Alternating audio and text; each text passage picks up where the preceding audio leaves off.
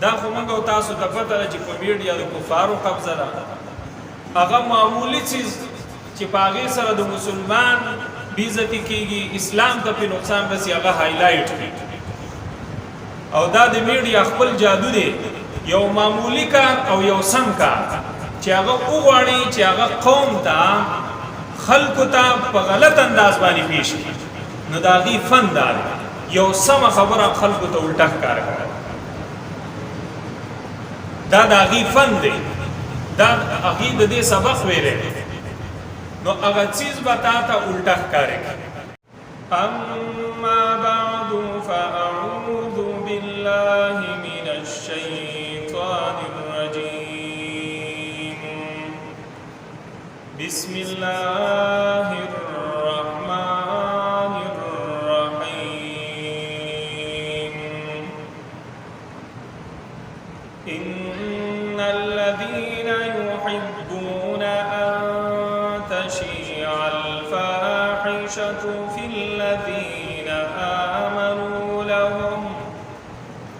في الذين آمنوا لهم عذاب أليم وقال النبي صلى الله تعالى عليه وسلم الصدق ينجي والكذب يهلك أو كما قال عليه الصلاة والسلام زما انتہائی قابل قدر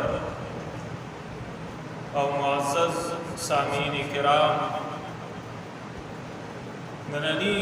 مجلس کی با د صدق د رښتیاو او دارنګ د کذب د دروغ متعلق گفتگو کی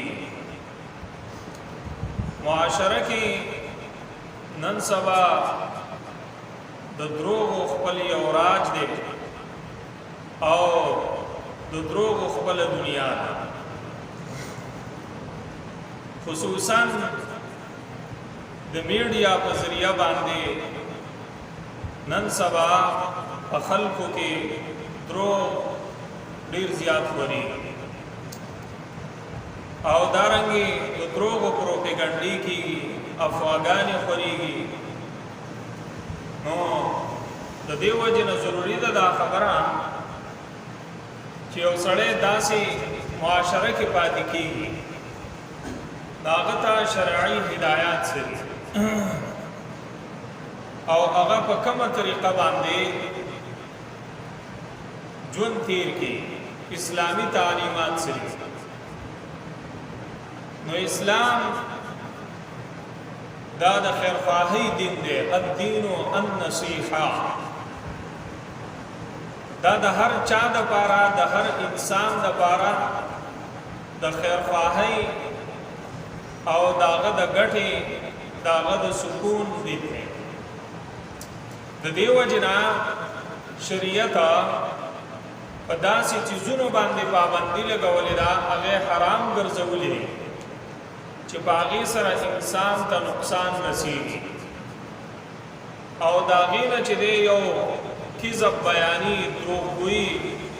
دروغ ویل چې دی نو دا ډیر زیات نقصان دی کم ویونکي چې دی د هغه دپاره هم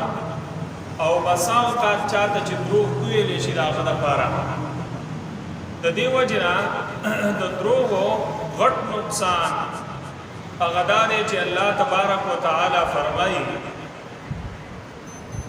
الا لعنت الله علی الکاذبین الله وایي کوم سړی چې دروغ وایي نو په دې سړي باندې زما لعنت دی زما پټکار دی په دې سړي باندې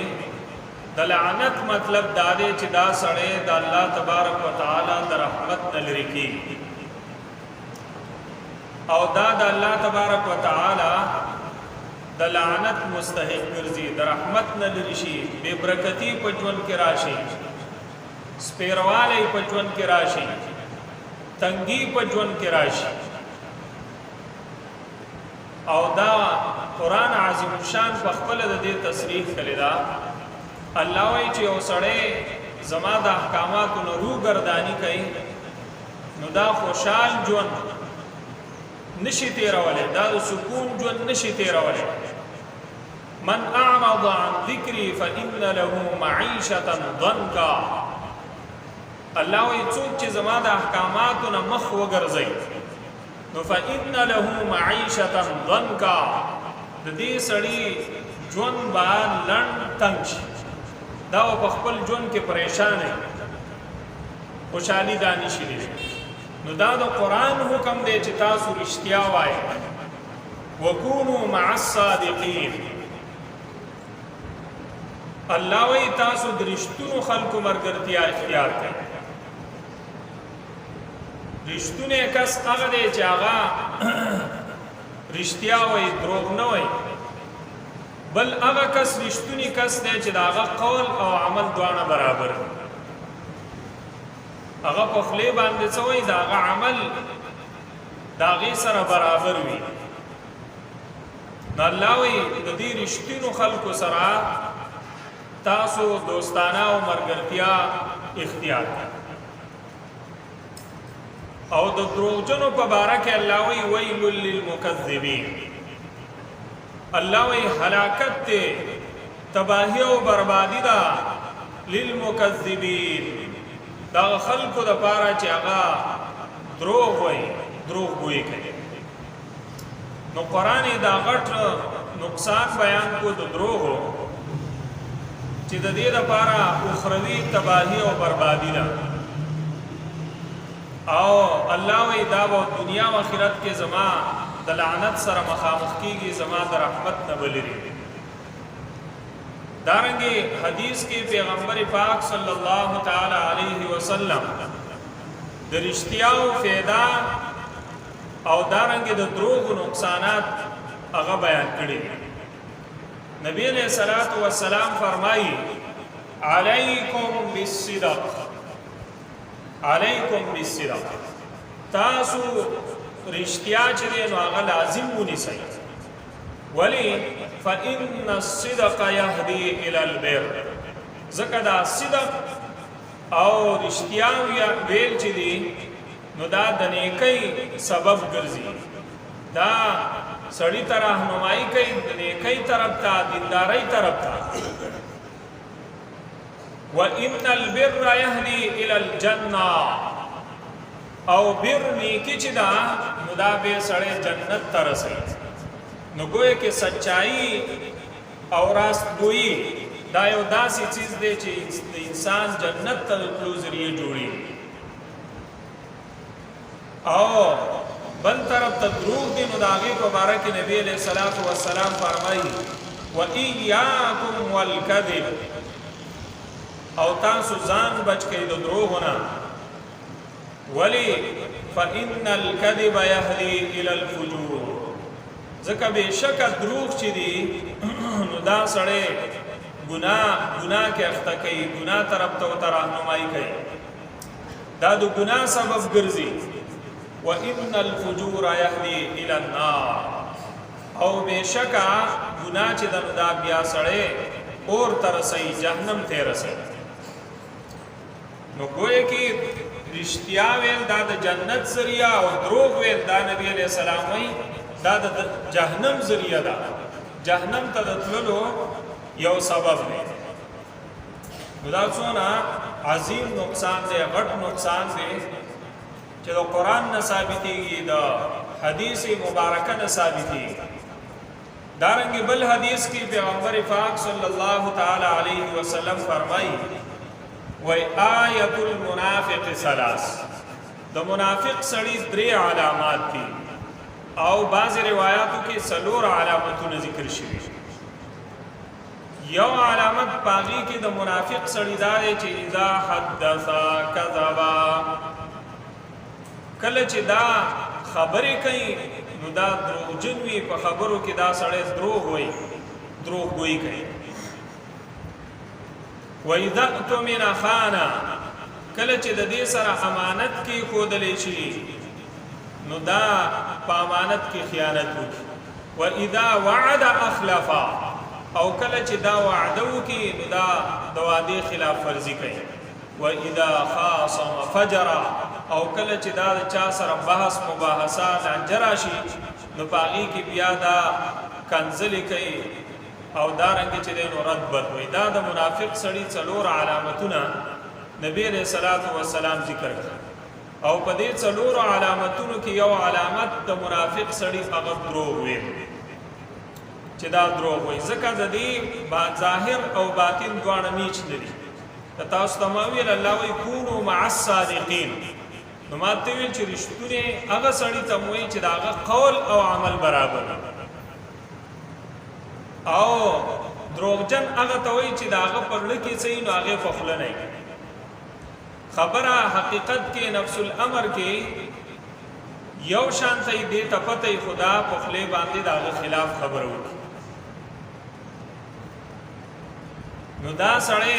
منافق دی چې هغه دروغ وایي. د منافق علامت چې یو د پکینو بالا درجه کې سړی منافق ګرځي چې دو در پکینو بیا دا غنا زیات درې چې نو بیا زیات څلور چې نو دا عملی منافق شو کامل. یو اعتقادي منافقی چې داغه سره سړی مسلمان نه پاتې کی او یو هغه عمل منافقانه عمل وي هغه کار د منافق کار وي. نو دا نبی علیہ الصلوۃ والسلام د عملی منافق دا څلور علامتونه موږ تاسو ته بیان کړي. نو دا بل غټ نقصان دی چې په دې سره انسان عملی منافق ګرځي. او احنف ابن قیس اغوی لا مروءة للکذوب لا مروءة للکذوب دروغ جن سړی چې دی نو داغي پاغي کې اړو د سره څه سړی توب وینا پاغي کې مروت وینا داغي څه حیثیت وینا داغي عزت هغه په خاورو کې ملاوي. ځکه دا به یو ځل دروغ وایي بل ځل به دروغ وایي بل ځل به دروغ وایي اخیر دا سړی مشهور شي په دروغ باندې. او موږ تاسو خپل معاشره کې ملاحظه کوو کم سړی چې دروغ وایي هغه پټ نه پاتې کېږي هغه ښکاره کېږي چې دا سړی دروغجن دی یاره وایي دا بې باکه دی د دې خبرې له اعتبار نشته. دې وجې نه احنف ابن قیس وی چې د داسې سړي کې د سره سړیتوب نشتا د دې څه عزت او د دې څه شخصیت او د دې حیثیت نشتا چې هغه دروغ وي. دروغ سره سړی چې د خپل شخصیت خوري داغه شخصیت په خاورو کې ملاوي. لا مروءة للکذب نو دای بل غټ نقصان شو چې د سړی عزت وسه خرابېږي داغه شخصیت وسه خرابېږي او هغه د ذلت سره مخامخ کېږي دروغجن سړی. دارنګي حضرت عمر بن الخطاب رضی الله تعالی عنہ فرمایي وی وان الصدق ان يزعني وقلما يزع احب الي من الكذب ان يرفعني وقلما يفعل. اغوی رشتیا چې دی رشتیا الصدق ان يزعني وقلما يزع دروغ هغه کوما کتر او غرزي د خپل رشتیا هغه کوما د خپل مقام نه کتر او غرزي او فرمایي چې دا ډېر کم داسې کیږي چې راز بو سړی هغه د رشتیا او د وجه خپل مقام وخوري خپل حیثیت دا کیږي نه. رشتیا سره د سړی شان نور موچتی اگر کو ظاهری هغه ته نقصان نشي خو هغه وایي کو چرته دا رشتیا داسي چې د دې د وجه نه زما مقام را غورځيږي په یو ځای نو دا ما ته ډیر خوښ دي احب الیا ما ته محبوب دي ما ته خوښ دي دا هغه دروغونه ای يرفعني چې هغه ما اوچت کی داغه د وجه نه زما مرتبه اوچت شي وقل ما يفعل. خدا کیږي نه، ډېر کم چرته به داسې وشي، وګرنه دروغ اکثر د رسوایۍ سبب ګرځي. ډېر کم هغه وایي په دروغو سره سړی اوچتېږي. نو حاصل د خبرې دا چې عمر صاحب وایي که په رښتیا ما ته فایده را رسي او بظاهر ما ته په هغې کې نقصان وي او په دروغو کې ما ته بظاهر فایده ښکاري، بظاهر را ته فایده ښکاري، نو بیا هم زه رښتیا چې دی هغه ما ته محبوب دي، هغه ما ته غوره دي د دغه دروغو. د رښتیاو نقصان او د دروغو فایده دا برابر نه دي. رښتیا ته ما ته خوښ. دارنګې حضرت عبدالرحمن ابن عوف رضی الله تعالی عنہ هغه مالدار صحابي او داغه تجارت چې نو هغه ډېر په کامیابی او ترقۍ سره روان. نو داغه نه چا تاسو کو چې ستاسو د تجارت د کاروبار د ترقۍ سره اصلي ناغو ته وی چې دا دی تاسو د ډېر خطو پوسو کو ځان سره کس نیولم که چې زه ته د دې سبب وم چې هغه ته هم فایده ورسېږي، چې یو کاروبار له ترقي ورکې یو تجارت له ترقي ورکې، نو د هغې اسباب څه دي؟ هغه د مالدار صحابي د خولې الفاظ دي. یو سبب پکې هغه دا بیانوي چې زما تجارت په دې کامیاب دی چې ما پکې دروغ نه دی. زه په تجارت کې په کاروبار کې دروغ نه وم. نن سبا زمونږ او ستاسو تجارت هغه د دروغو نه بغیر نه چلیږي. ماحول مونږ او تاسو په خپل خپل ځان ته خراب کړی. تاجر ته چې ویې چې هلکه رښتیا خبره کوه، دروغ چاته مه وایه، هغه وایي یاره رښتیا وی نو بیا دا څیز نه خرڅېږي. دوکه مه کوه، په صحیح طریقه باندې کاروبار کوه. هغه وایي چې دوکه نه کوې نو بیا په دې کار کې څه نشته. په دې کې به د دې څیز هغه صفات ګاګ ته بیانې چې د هغه نه دا څیز مکمل خالي دی، خو په هغې دروغو سره ته به خپل ګاګ ځان ته راګیرې په هغه چالاکۍ سره. نو که دروغو له د چالاکۍ نوم کېدی هم دروغ دی، او که دروغو له د مذاق نوم کېدی هم دروغ دی، که دروغو له ته هر قسمه نوم مهارت نوم وله کېدی هم دروغ دی. ځکه ماهر تاجر کاروباري مونږ او تاسو هغه ته وو چې هغه ګاګ ته دروغ رښتیا او لړل ته پل وکړي او هغه د ځان نه متاثره کړي او ګاګ راګیر کړي او څیز پې ورخرڅ کړي. دوکه وله ورکړي په کار کې، نو ځکه خو پکې خیر او برکت نه، بظاهر پیسې ډېرې را روانې، خو دا پې سودمن نه شي، سودمن پې نه شي، راحت پې ورته میلاو نه شي. اقصی په پریشانی کې لکونه راځي لکونه ځي، خو بس پته نه لګي. د هغې وجه دا ده چې په خپل کاروبار نظر ثاني پکار ده چې دا کوم ځای کې خرابي او پاړ چې مال راځي او په هغې کې زما سکون نشته، زما کاروبار ټپ دی، ترقي نه کوي. نو ولې نه کوي؟ بیا بعضې ملګري داسې وي یاره ماله وظیفه راکړه، وظیفه ماله راکړه چې زما مخه وچلیږي، کاروبار مې وچلیږي. نو هغه دا صحابي بهترینه وظیفه بیان کړې ده په دې عملونو د تجارت د ترقۍ لپاره چې ته وې دروغ او دلته وظیفه وې او دلته ګاګ ته دروغ وې، نو دا وظیفه به څه اثر لري؟ دې کې خو چې اثر ارته نو الله به پکې ارته، هلته ته د الله مخالفت کې دروغو کې اخته، دوکه کې اخته او دلته وظیفه مې نو د دې څه فایده نشته. نبی علیہ السلام وی من غش فلیس منا. یو سړی چې تجارت کې کاروبار کې بل له دوکه ورکوي، نو د دې سړي څه توک نه جوړېږي، د دې اړو د سره څه مخ نه جوړېږي چې هغه وایي چې زه پیغمبر امتي یم. زما د امتي دا پہچان نه دی، زما د امتي پہچان هغه دا دی چې هغه به دوکه او فراډ به نه کوي. کاروبار او لین دین تجارت هغه به بالکل صفا ستھرا. او نن سبا موږ او تاسو په خپل باندې هر یو چیز کې ملاوټ او په هر یو چیز کې دویم نمبري په چین مال جاپانی مارکه ولګي د جاپان د مال په نوم باندې خرڅي او بوسو کې شګي ملاوي په شاتو کې ملاوټ په بوسو کې ملاوټ د څومره د خوراک چیزونه چې دي نو اکثرو کې ملاوټ دویم نمبري دوکا او پراټ نو دا کاروبار دا خو اول ترقی کینا او کو ترقی وکي نو پدې کې بیا برکت نه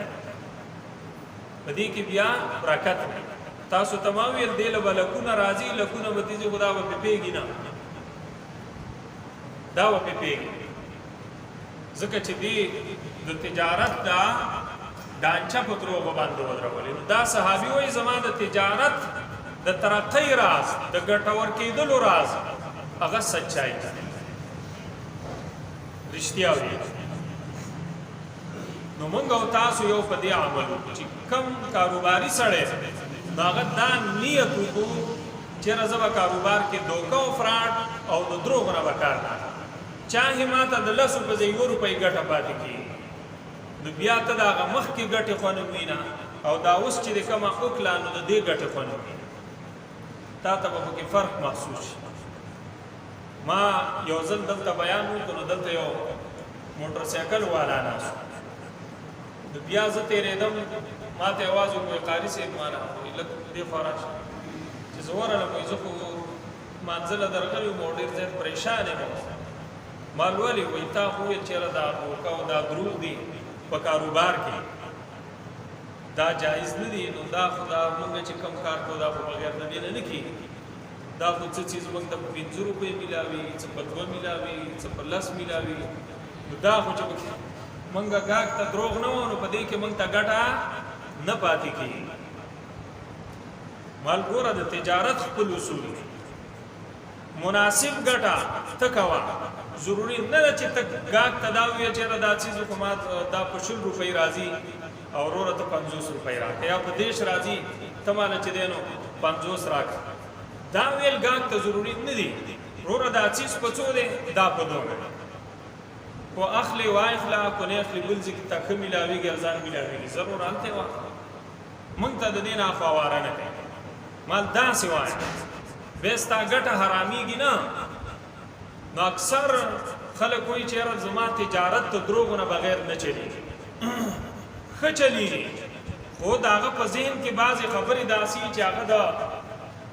علماء سره مشوره نه کوي چې زرا سودا په کومه طریقه خرڅ کم دا ګټه خو بغیر د دروغ نه نشم کولای نکیږي اسلامي طریقې شته د مجبورین غلطه فایده مو چته چې ته داغه د مجبورین غلطه فایده او چته کې او ګټه ته زیاته و نو په صدق سره خپل تجارت چلول دا د تجارت د کامیابی راز دوی ماغه دا ویلو چې د تجارت توجه نه ما چرته جمع نه کوي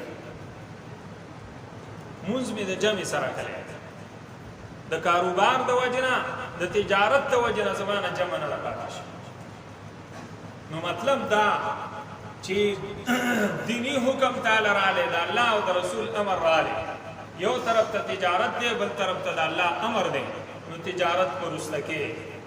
دا به ټپکیږي نه دا کاروبار دا په دې سره نورم دې ته ترقی ملالي دا به ټپکیږي نو بل سبب دا چې یاره د تجارت او کاروبار د وجه نستا په دینی امورو کې خلل را نشي کمې پکې واقع نشي دا د تجارت د ترقی راز او دریمه خبر هغه دا وکړه چې زما د تجارت د ترقی راز دا دی چې زه د تجارت کوم دا د عبادت په نیت کوم دا په دې نیت کوم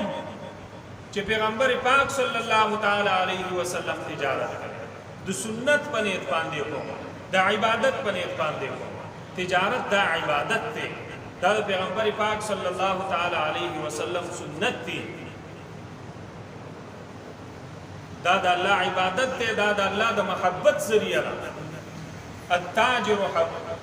حبیب الله الکاسب حبیب الله کاسب چې کوم سړی مزدوری کوي هغه د الله محبوب باندې الله پاک حلال مال ته خیر ویلې، خیر یو ته ویلې چې هغه په شرعي طریقه باندې تګړه. دا صحابي وایي چې زما د تجارت او د کاروبار د ترقۍ دغه راز دی. نو دې کې دروغ نشته. بل نبی علیہ الصلوۃ والسلام با په دروغ باندې ډیر زیات خبر کړي. حضرت عائشہ رضی الله تعالی عنها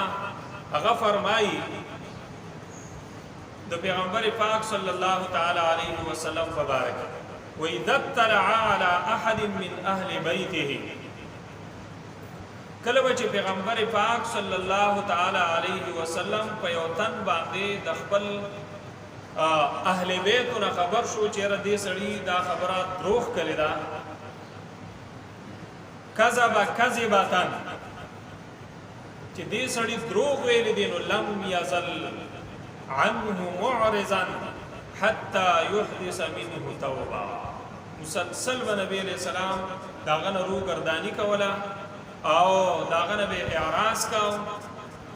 سو پوری بچي په دې سړی باندې بیرته توبه نه وایستلې د هغه دروغونه چې شابت توبه وباسا چې دا خبره ما دروغ کړې ده، نو چې توبه به ویستل نو بیا به اوسه خبرې کوي، بیا به اوسه میل جوړ کاوه. د رحمت پرشتي په میلونو د سړی نه لري ته دا دروغ دونه قبیح کلمه. نن سبارونو د دروغ یو غټه ذریعہ چې دنو هغه میډیا ده. د میډیا په خبرو باندې با اعتماد نه کوي، په دې کې غلطي خبرې ډېرې او دروغ خبرې، دروغ پوسټونه، د دروغو ویډیوګانې د اسلام د مسلمانانو د عزتدارو خلکو د بې عزتۍ پوسټونه هغه کې. نو په هغه خبره باندې چې تاسو ته مکمل اطمینان نه شوي چې دا خبره سل په سله کې او دا چې نو صحیح ده، حق او سچ ده، د هغې نه وروسته بیا هغه خورول پکار. او کنه تا بلا تحقیق دا خبره تا واورېده، دا خو موږ او تاسو ته پته ده چې په میډیا د کفارو قبضه ده. هغه معمولي څیز چې په هغې سره د مسلمان بېعزتي کېږي، اسلام ته پې نقصان رسي، هغه هایلایټ کړي. او دا د میډیا خپل جادو دی، یو معمولی کار او یو سم کار چې هغه وغواړي چې هغه قوم ته خلکو ته په غلط انداز باندې پیش کړي، نو د هغې فن دا دی یو سمه خبره خلکو ته الټه ښکاره کړي. دا د هغې فن دی، دا هغې د دې سبق ویلی، نو هغه څیز به تا ته الټه ښکارې کړي. نو د دې وجې نه بیا په آپس کې بحث مباحثې بدګمانۍ په ښو خلکو باندې د هغې په باره کې بدګمانۍ پیدا کېږي او په خپلو کې بحث مباحثې او نفرت د دې د وجې نه پیدا کېږي. نو ستا د وسه څه دي؟ اوس ته وایې چېرې په میډیا د دغه خلکو کنټرول دی، نو زه څه وکړم؟ نو نن سبا په یو درجه کې ستا سره میډیا ده، ته د دې حصه مه جوړېږه، د دې حصه داسې مه جوړېږه چې دا لایک کوم، دا شیر کوم، ځکه خو دا خبره دروغ او تا شیر کړه، دا خبره دروغ او تا شیر کړه، نو څنګه چې هغه دروغ ویلي هغه ګناهګار دی، دقه رنګې ته ګناهګار دی. ځکه نبی علیہ السلام وایي کفا بالمرء کذبا ان یحدث بکل ما سمع. د سړي د دروغجن کېدو دپاره دا کافي دي چې کومه خبره واوري نو هغه مخکې د بل څه شیر کړي، مخکې بل ته وکړي، بلا تحقیق هغه خبره بل ته وکړي، هغې بل ته وکړي. نو څنګه چې دا سړی دروغجن دی او دا ګناهګار دی، دقه رنګې د الله حبیب وایي دا سړی هم دروغجن دی، دا هم دقسې ګناهګار. او بیا خصوصا چې هغه سړی د چا فوس دی، د چا خبره ده، هغه دروغجن، هغه فاسق دی، نو په هغې خو بیا قرآن وایي چې ان جاءکم فاسق بنبأ فتبین، یو فاسق سړی تاله یو خبر درکړي، نو ته په هغه پورې په هغه اعتماد مه کوه، فتبین، څو پورې چې ته په خپله د هغې تحقیق ونه کړې چېرې دا سړی ما ته دا خبره کوي د دې په باره کې، یا دې دا پوسټ کړی دی ما ته د دې څه علم. اوس کېدای شي دا فیک وي، کې دې شي دا چا د ځان نه جوړ کړي دا پروپاګاندا وي دا یو سم کار دی خدا سړی په غلط انداز پیش کوي دا ته الټا مطلب اخلي تا چې دا تحقیق نه کړي نو هغه پورې دا چیزه مخکې بل کستمره نو حاصل د خبره دا چې د دروغ غټه ذریعہ او د دروغ غټه ګرم بازی د پروپاګاندا او دارنګي صحیح چیز هغه کوک کار کول کوک چیز هغه صحیح کار کول دا د میډیا کار دا د میډیا نو د دې رمنګ او تاسو چې دې هغه ځان اوساتو او په دې چیزونو منګاړو د سره اعتماد ورکو نه بلا تحقیق چې دې هغه چیز مخکې بل تشیر کو اقول قولي هذا استغفر الله لي ولكم